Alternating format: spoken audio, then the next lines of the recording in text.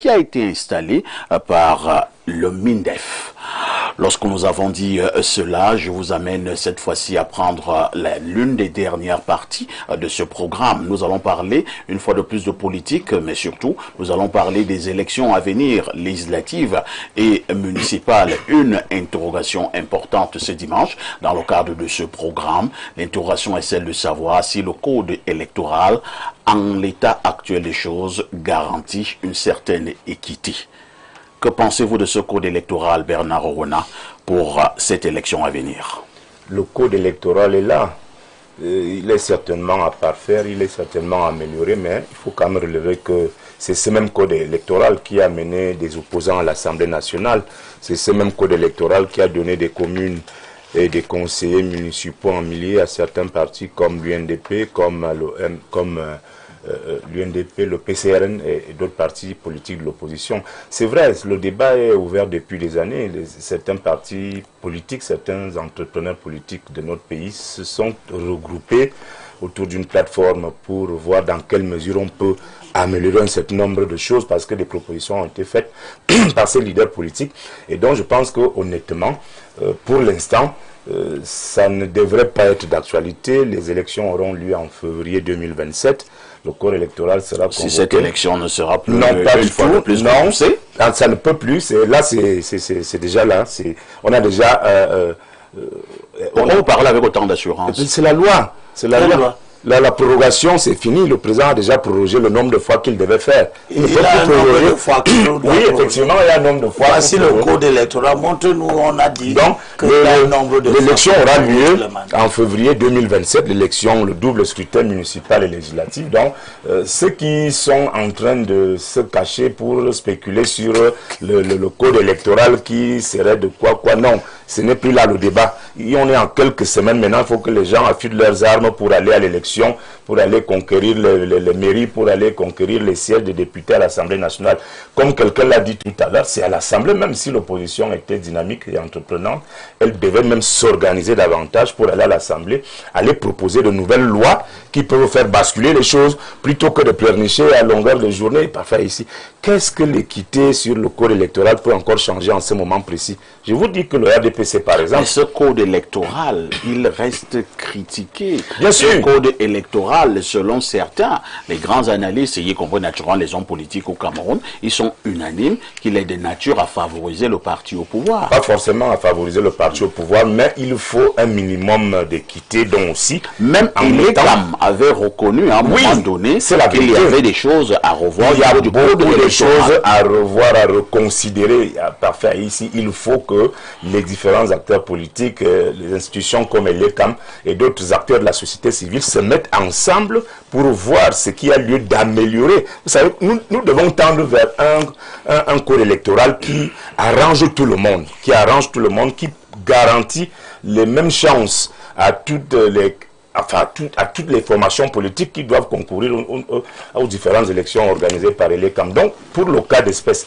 nous sommes à quelques mois de l'élection du double scrutin municipal et législatif qui a été reporté, prorogé plusieurs fois. Cette fois-ci, il y aura élection. Les partis politiques sont en train de travailler. Pour ceux qui travaillent, je vois certains qui travaillent. Le RDPC est totalement déjà engagé. En ce moment précis, se tient un grand meeting à Saint-Mélima, à la maison du parti de Saint-Mélima, présidé par M. Motazé, qui est le président départemental du RDPC de ce côté. Là-bas, on parle en ce moment précis, le meeting est en train de se passer là-bas, on parle des élections municipales et législatives de février 2027. Donc, au lieu de tourner en rond sur l'équité du code électoral et consorts, c'est maintenant qu'il faut affûter les armes, préparer les candidatures dans les différentes circonscriptions où les partis qui parlent beaucoup à la télé doivent donc descendre sur le terrain pour susciter des candidatures à même d'être investi par ces formations politiques et aller donc affronter la machine du RDPC qui,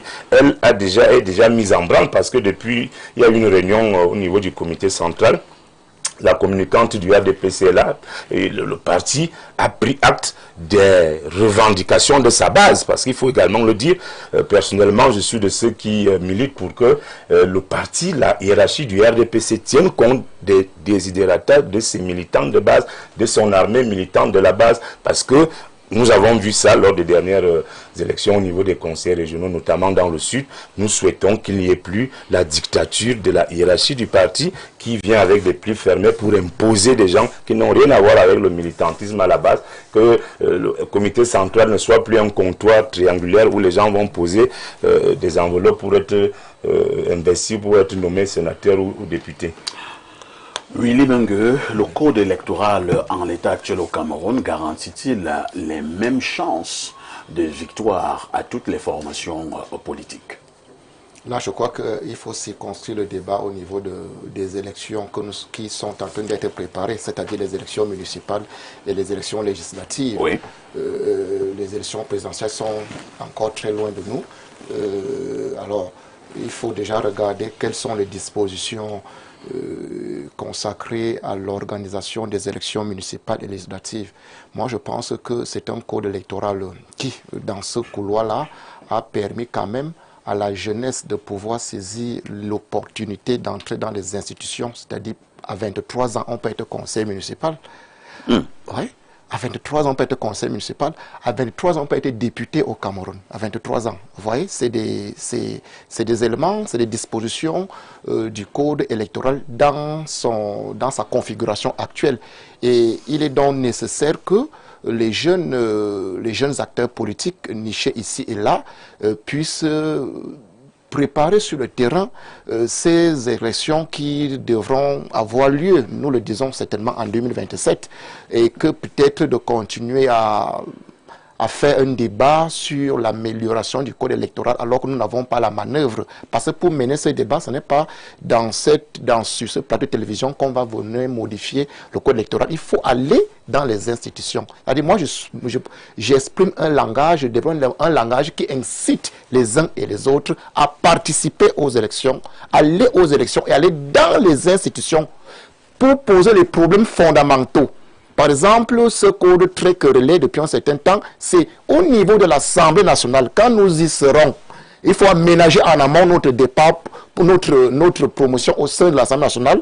C'est quand nous y serons qu'on va poser fondamentalement le problème que, bon, voilà, il y a tel ou tel article, nous pensons qu'il y a tellement d'accointances entre la préfectorale et le conseil électoral, ou bien entre la préfectorale et le conseil constitutionnel, ou bien entre la préfectorale et tel, au niveau de l'organisation des élections. C'est au niveau de l'Assemblée nationale. Donc je dis, à 23 ans, le code nous permet d'être député. À 23 ans, le code nous permet d'être conseiller municipal. Et c'est l'occasion donc justement qu'il faut pouvoir saisir en attendant d'apporter des modifications ou des éclairages sur certains points. Ça vraiment, humblement, c'est ce qui me semble beaucoup plus opportun et efficace.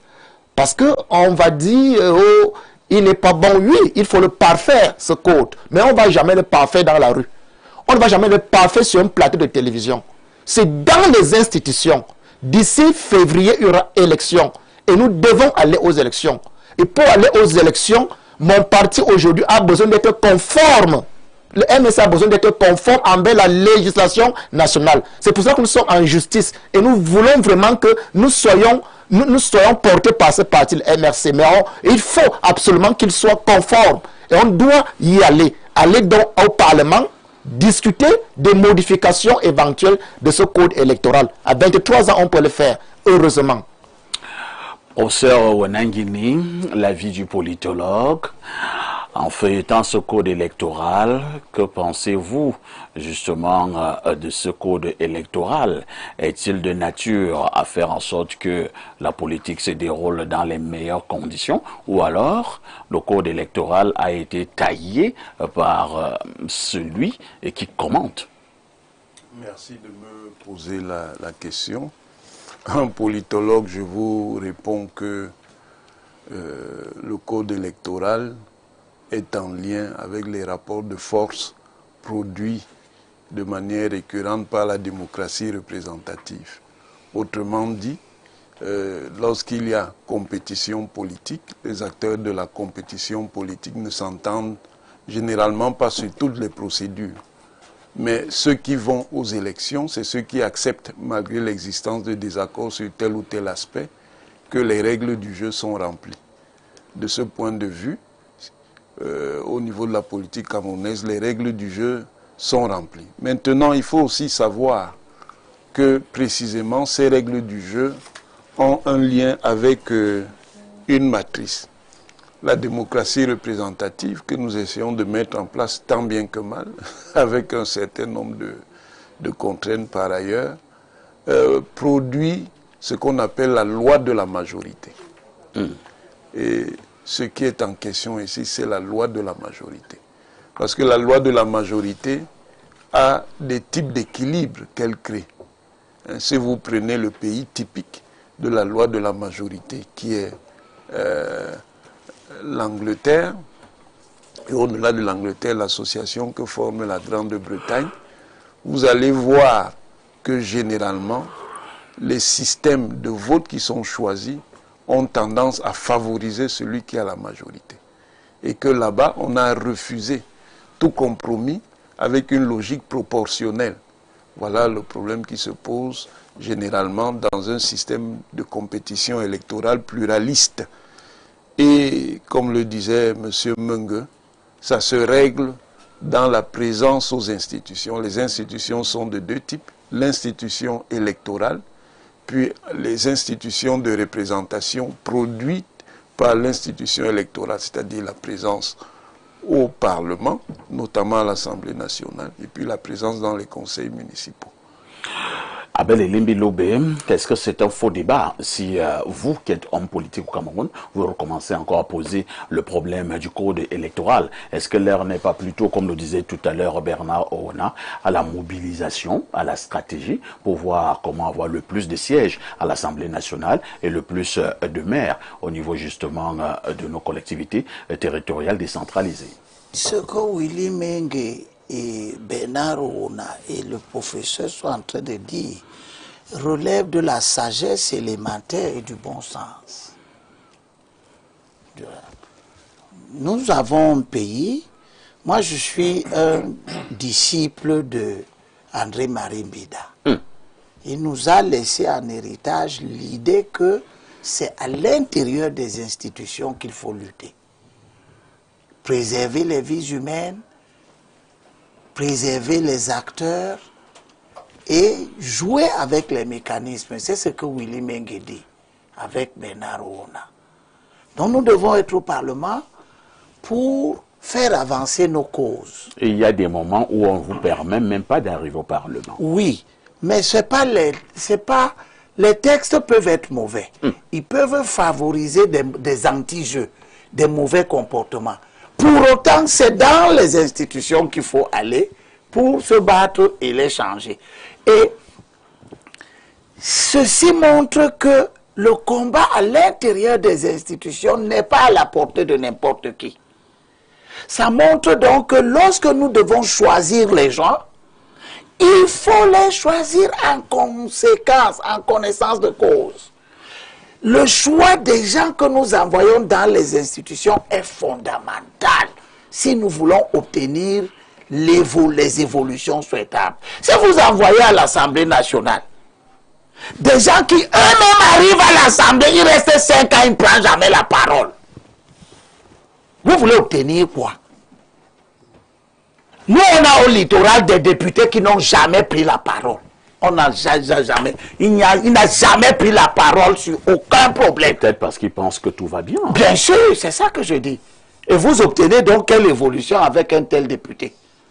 Alors qu'un préfet a cassé toute une localité, il a mis tout le monde dehors. Personne n'a pris la parole à l'Assemblée pour demander au Premier ministre qui vient chaque année en novembre dans le cadre de discours de politique générale. Monsieur le Premier ministre, qu'est-ce qui s'est passé à Dikolo? Personne n'a pris la parole. Dans une opération mafieuse, c'est Daru qui a stoppé ça. Willy Menge vous avertit. La qualité des hommes que vous envoyez. L'Assemblée, c'est là où nous venons dire ce qui ne va pas, ce qui va, ce qu'on doit garder, ce qu'il faut changer. Si vous envoyez à l'Assemblée des gens qui acceptent que toute une communauté soit en voie d'effacement à l'Assemblée de remplacement, parce qu'on interprète mal ou à dessein des dispositions d'un code électoral qui dit que la constitution de liste des candidats doit tenir compte de la composante sociologique, eh bien, vous avez des malsains d'esprit qui créent les conditions pour que, au nom de la composition sociologique qu'on doit entendre comme tous ceux qui sont présents, eh bien, les ressortissants de l'Ouest ne sont plus vincés à l'Assemblée. Ils sont maintenant transis. Pas de discours tribalistes. Oui, je parle de ce qui est fait. Pas de discours tribalistes. La région du littoral doit avoir 19 ressortissants à l'Assemblée. Elle n'en a pas, elle en a 10. Et je pose la question. Jusqu'à quand nous pouvons continuer comme ça? On peut arriver à une situation où tous les 19 sièges du littoral sont occupés par des gens qui ne sont pas du littoral. Mais ce n'est pas le code électoral. Ce sont les comportements des acteurs. Et c'est là que ce que Willy Mengue dit prend tout son sens. Parce qu'il faudra donc avoir à l'Assemblée des gens qui vont amener les corrections pour que le code électoral empêche que les ressortissants du Sud disparaissent de l'Assemblée. Qu'il n'y ait plus de boulot, qu'il n'y ait plus de ton, qu'il n'y ait plus de wondo, et qu'ils soient remplacés par des gens au nom de la liberté de se déplacer et de s'installer n'importe où. Mais ce n'est pas tout. Je termine sur cet élément-ci. En évitant de stigmatiser. Mais je ne parle pas de... C'est vous qui, dès qu'on parle d'ethnie, alors que les ethnies sont aux commandes, elles sont aux manettes, elles sont en train d'agir. Il y a une action en remplacement des peuples autochtones du littoral. C'est ce que je dis. Au moment où je suis assis ici, il n'y a aucun Pongo à l'Assemblée, il n'y a aucun Bankon à l'Assemblée, il n'y a aucun Bakaka à l'Assemblée, il n'y a aucun Bo à l'Assemblée, il n'y a aucun Bakosi à l'Assemblée. Ils ont été remplacés complètement avec ceci que les proportions qui ont été allouées à chaque région évoluent du fait des acteurs, pas de la loi. Le chef de l'État a donné au sud-ouest 15 sièges. Le département d'Indiane, qui est une circonscription, a 5 sièges à l'Assemblée. Les ressortissants d'Indiane sont 6. Parce qu'on a autorisé par une lecture biaisée du code électoral que M. Joshua, aussi ressortissant d'Indiane, soit susceptible d'être candidat à Douala. Résultat, il n'y a pas de Daïdo à l'Assemblée. Mais ce n'est pas le plus important. Le plus important, c'est l'article 26, alinéa 5. Et là, ça ne concerne pas les acteurs. Ça concerne l'Elections Cameroun lui-même. L'article 26, ce sont les attributions du directeur général des élections. L'article 26 dit... Le directeur général des élections est chargé de jusqu'à l'alinéa 5 qui clôture l'émission. Il élabore le rapport final sur le déroulement des élections. Nous allons aux prochaines élections. Le directeur général des élections n'a pas encore produit le rapport de l'élection présidentielle passée. Un an après. C'est-à-dire que si le président de la République convoque le corps électoral maintenant, et il en a le pouvoir, on ne sait pas ce qui s'est passé à l'élection présidentielle. Tu sais pourquoi c'est comme ça? C'est ce qu'on a dit. La loi n'a rien dit. Elle n'a pas dit le temps qui lui est imparti pour produire le rapport. Donc il peut produire ça même l'année prochaine. Il peut même produire ça après les prochaines élections législatives. Et le rapport des élections législatives elles-mêmes, il le produira quand il voudra. Tout ce qui est permis n'est pas édifiant. Sani Tanimou, premier directeur général des élections, s'est arrangé à nous produire le rapport des élections moins d'un an après la clôture des élections de 2011. Rapport détaillé qui rendait compte des lacunes objectives de l'opposition en nous disant le nombre de représentants que chaque parti a pu mettre dans les bureaux de vote, les commissions locales, de manière à ce que le débat sur la contestation de la qualité des élections soit objectif. Et ça a contribué à baisser la tension parce que des gens comme nous avons constaté que les faiblesses de l'opposition étaient réelles et qu'il ne suffisait pas de dire que c'est le parti au pouvoir qui fraude. Aujourd'hui, nous sortons de l'élection présidentielle depuis le 12 octobre 2025. Nous sommes déjà à côté du 12 octobre 2026. Un an après, le rapport général des élections n'est pas sorti. Merci. On va essayer de voir pourquoi le rapport général des élections n'est pas encore... Vivement que tu comprennes quelque chose à cela. Peut-être qu'il y a un manque de... Le papier manque probablement, oui, c'est ça. Ou alors c'est un problème d'encre. C'est la liberté, c'est la liberté de nous donner le rapport quand on veut. Le directeur général a la liberté de nous donner le rapport quand il veut. Je remarque également une chose, c'est dimanche. Non, il est obligé, puisqu'on dit il élabore le rapport final. Abel, mais on n'a pas dit à quel moment. Abel, je remarque également une chose de plus en plus. Willy Mung et toi... Je suis en train de l'appeler. Oui, qui vient, il faisait quoi là-bas?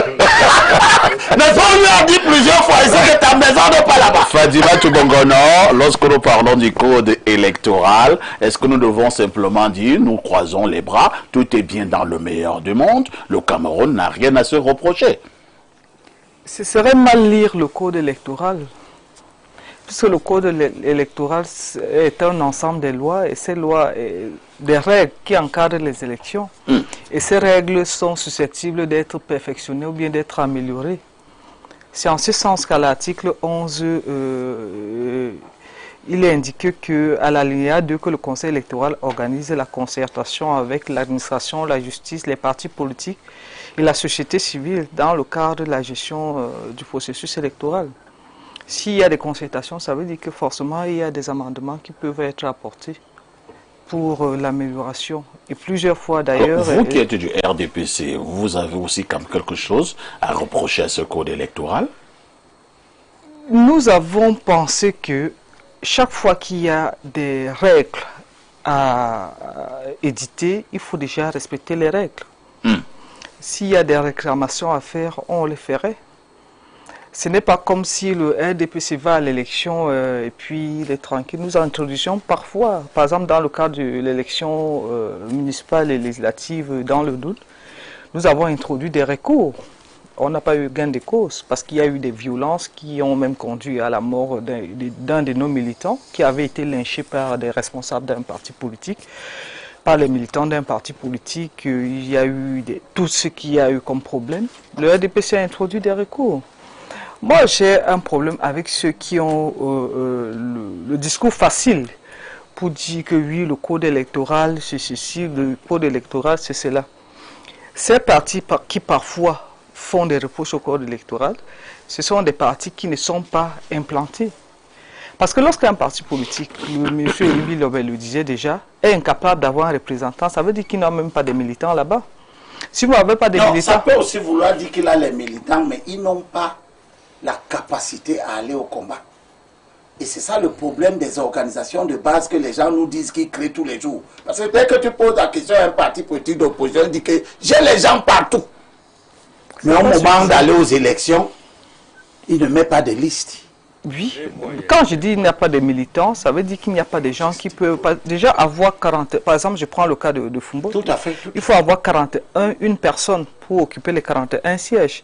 Il faut respecter ce que nous appelons la composante sociologique. C'est-à-dire prendre la composante sociologique telle que c'est édité par la loi, c'est 30% des personnes qui ne sont pas de la localité. C'est tel que... C'est dit où, dans quelle loi? Pour nous, la composante sociologique. Permettez.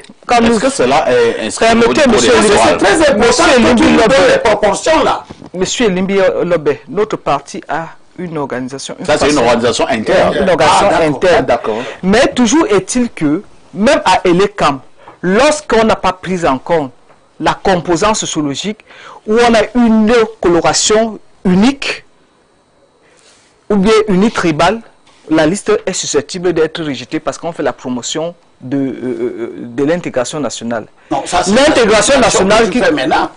Et les Cameroun n'a jamais il n'y a aucune liste qui a été rejetée par Elections Cameroun pour non-respect de la composante sociologique. Si c'était ça en 2013, ou en 2007.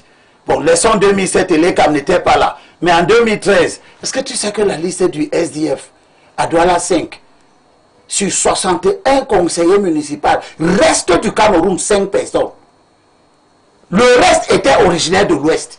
Au canton Bassa. Monsieur Elimbi Lobe, permettez que je déroule. Vous observez que lorsque vous parlez, moi je vous écoute. Quand bien même je suis pas d'accord, aussi que quand vous parlez, vous confondez vos règles internes du RDPC. Je voudrais dire ceci. Nous disons ceci. On ne saurait faire une élection dans une localité et avoir une liste unitribale. Ce n'est pas l'esprit de la loi au Cameroun. En revanche, que vous auriez des récriminations à faire du fait que on se retrouve que la composante sociologique soit des personnes issues de la localité, là c'est un problème.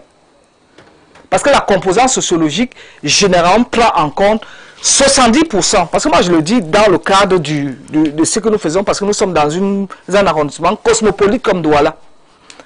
Quand nous allons à l'élection municipale, je prends l'exemple de la commune de Fumbo. Nous avons 41 conseillers. Les 31 sièges appartiennent aux enfants de la localité d'abord, et les 10 autres sièges, nous les partageons aux autres Camerounais qui sont issus, qui vivent là, qui participent. Donc là, c'est un autre débat. C'est votre façon de comprendre la composante sociologique. Permettez, M. Elimbi. Non, je veux comprendre bien, parce que j'ai derrière moi le micro. Permettez les chaises. Vous aurez mieux le temps de vous expliquer. Dès le début, mais permettez vous mettre à côté. Non, permettez avec le modérateur. S'il vous plaît. Permettez avec le modérateur. Je voudrais répondre à vos questions. D'aller au bout de sa pensée. Allez-y, madame. Voilà, nous disions que si le code était, si le RDPC allait se laver les mains, oui, tout est beau, on n'introduirait pas des recours. Deuxième élément, ceux également qui disent que le code est mauvais, Monsieur Parfait ici, en 96, le même Cameroun, avec le même régime, dans le NUN, le RDPC a perdu toutes les communes. En 96. Avec le même code. C'était pas le même code, peut-être il y a eu des essentiellement les mêmes lois. C'était presque les mêmes lois. Le RDPC avait la loi portant élection des députés à l'Assemblée nationale, la loi portant élection des conseillers municipaux. Ce sont les deux lois là qu'on a changé. Le RDPC a perdu toutes les communes. On avait 5 députés. En 2002, le RDPC a perdu toutes les communes et les 5 sièges de députés. En 2007, le RDPC a eu une commune et un siège de députés. Avec le même code, hein, avec le parti de l'opposition, avec tout. Oui. Ce n'est qu'en 2013 que le RDPC a pu gagner 4 communes, avec toujours un siège de députés. En 2020, le RDPC a encore perdu à Fumbo. Donc, ramenant ces communes à 3 sur 9, les autres ont. Mais ceux-là qui ont un membre du conseil électoral, notamment, je peux dire Salifou, avec qui j'ai eu à partager des plateaux comme communicant de l'UDC, il est au conseil électoral, on vous dit non, ce sont seulement les gens du RDPC. Comment ils peuvent être militants du RDPC et être au conseil électoral? On oublie que celui-là est militant dans notre parti, il faudrait que nous soyons sérieux. Tout à l'heure, tout le monde a été unanime. Les lois sont perfectibles. Et pour les rendre parfaits, pour les améliorer, c'est dans les institutions. Donc, à aucun moment, nous ne pouvons être en odeur de sainteté avec ceux qui estiment qu'il faut tout casser parce qu'ils ne se sont pas retrouvés quelque part. Le plus important déjà, c'est d'avoir des militants sur place. Si les gens commencent à faire les charters comme nous avions vu entre le NUN et Kiosi, et c'est ce qui a amené ces gens-là à perdre des communes, parce qu'ils pensaient qu'il fallait aller conquérir, mais on déporte les militants pour aller les installer ailleurs, les inscrire ailleurs. Donc, ce qui est important, il faudrait que les gens comprennent que pour être implanté, il faut travailler à intéresser les enfants de la localité à votre parti politique. Le RDPC, heureusement, ont compris ce que vous avez dit. C'est très important. Heureusement que intéresser les enfants de la localité, c'est-à-dire les populations autochtones. C'est ce que tu as dit? Oui, c'est très important. Vous savez les exégètes de tout le monde maintenant. C'est très important ce qu'elle a dit. Tout ce que tout le monde dit. Donc, nous, au RDPC, nous avons... est d'une malice extrêmement... Elle est dangereuse, hein. Bon. Heureusement, au RDPC, nous travaillons, bien qu'étant implantés partout, nous travaillons à ratisser l'arche afin de maintenir, non seulement préserver les acquis. La preuve, monsieur Parfait, nous aurons, en dehors de tout ce qui est fait autour depuis le 22 juillet au Palais de Congrès pour remobiliser la base, les communicants du RDPC vont se retrouver pour travailler leur communication. Ce sera le 21 août. Vous comprenez que le RDPC, bien que étant parti au pouvoir, pense que nous devons respecter les adversaires, et pour respecter les adversaires, nous devons travailler à consolider et avoir des perspectives pour avoir plus de sièges, plus d'élus. En quelques secondes, Abel. Pour dire à Fadimatou, j'ai bien entendu ce qu'elle a dit, mais je suis loin de croire qu'elle dit de la vérité. D'abord, elle parle de composantes sociologiques, elle nous dit que chez eux, au RDPC, c'est au moins 30%. Oui, c'est plus, monsieur. Je vous dis, nous on exige 30% de femmes, 30% de jeunes et 40% d'adultes. Bon, si vous pouvez copier, c'est vrai que ça ne peut pas être cadré exactement, mais le maximum de plus en plus de jeunes, de plus en plus de femmes. Vous voyez, ce que je veux dire, c'est que... Donc, copier, quand je veux que tout le monde voit donc la notion de composante sociologique. Vous voyez donc comment le RDPC, lui, il interprète ça. Non, ce n'est pas ça. Il dit que sa composante sociologique à l'intérieur, c'est 33. Mais le code électoral, lui, n'a pas donné de proportion. Deuxième chose, le Mungo Sud, je prends le Mungo Nord, 3 sièges. La liste du RDPC, c'était Simé Pierre, Gancham Louis Henri, et Madame Eyuminomo. Vous avez respecté quelle proportion là? Vous avez mis 2 halogènes pour 1 Ototo. C'est ça vos proportions que vous... C'est comme ça que vous avez entendu la liste, la composante sociologique. Bon, je vous laisse ça parce que vous n'avez pas tous les outils. Mais ce que vous venez de dire n'est pas vrai. Monsieur Kouete fait ce qui est bon pour sa communauté. C'est faux. En lieu et place de effacement. Je vous dis ça. C'est faux. Monsieur Libi, au lieu de vous concentrer sur le RDPC, vous travaillez à faire élire vos candidats. Parce que vous êtes concentré à faire élire vos candidats. C'est parce que vous êtes concentré à faire élire vos candidats que dans la liste du Mungo Nord, sur le Mungo Nord part de Loum jusqu'à Mélon. Ce sont les Bakossi, ce sont les... Mais faites vos listes avec ces gens-là. Non, c'est ce que nous allons faire. Mais je veux montrer que vous êtes responsable. Je ne peux pas accepter ça que vous pensez en accusation un responsable de mon parti. Mais on peut pas parler des responsables de votre parti. On ne connaît même pas le nom de votre parti. Nous venons de faire une émission où on a porté à l'accusation le président Biaké, le président de la République du Cameroun. Quel est votre parti politique?